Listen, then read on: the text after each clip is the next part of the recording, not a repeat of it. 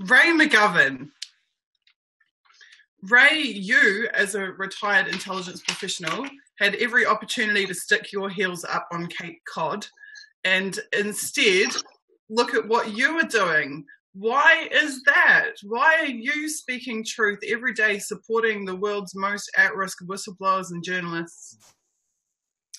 Well, initially, Susie, it was seeing the prostitution of my profession of intelligence analysis.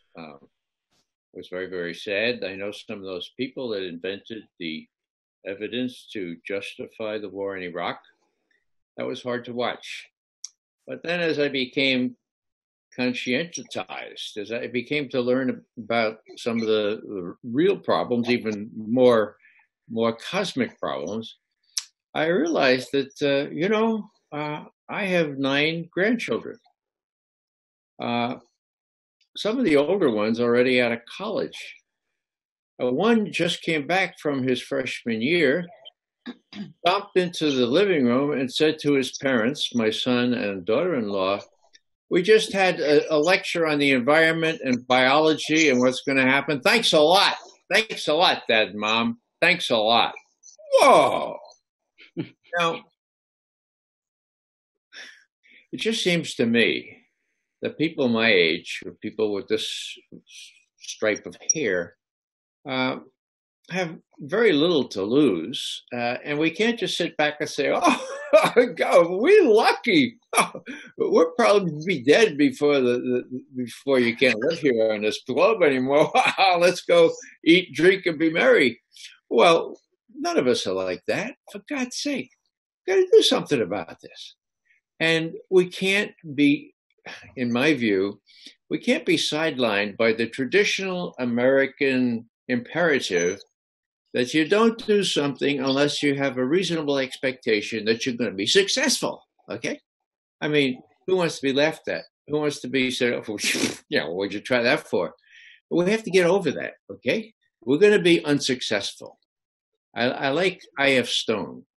He famously said, look, to be in this business, you're gonna lose. And you're gonna lose, and you're gonna lose, and you're gonna lose. And the trick is to stay in with good companions to keep your sense of balance and realize that after you lose and lose and lose, one day there'll be someone who thinks the way you do and has the courage that some of you do, and that will change things.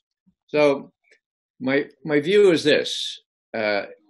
If my youngest granddaughter, who's 5, can't really expect to have clean water and clean air when she gets to be my age, if she makes it, what does my conscience tell me that I have to do? Well, I have to do something, and I don't know exactly what it is, but I know that I have an advantage here because, well, I'll finish with this.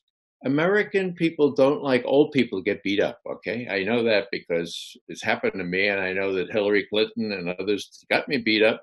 I got thousands of telephone calls and emails, okay? So this is an advantage. So if anybody's looking on who's my age or even older, you've got this benefit that you get this advantage that you should cash in on. Young people are looking. They're wondering what the hell's going on with these parents, like my grandson who said to his mom and dad, thanks a lot, And so they need the kind of example that we had during Vietnam. They need people who have moral authority, Rabbi Voskow, Rabbi Herschel, Dan and Phil Berrigan. They're not around anymore, so it's up to us.